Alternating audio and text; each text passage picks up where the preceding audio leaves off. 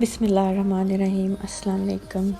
آج میں آپ کو جو وظیفہ بتانے جا رہی ہوں وہ ماہ رجب کا خاص وظیفہ ہے جو کہ دشمنوں سے نجات کے لیے ہے۔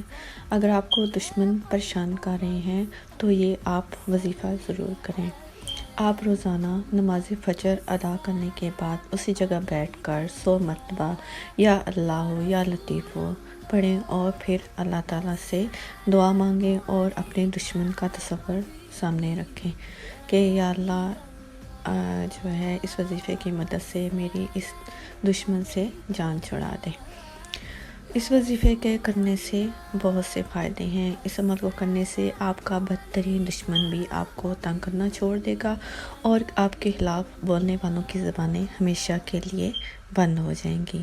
اس عمل کو آپ پورے یقین اور یکسوئی کے ساتھ کریں اور دشمن کا تصور ذہن میں رکھ کر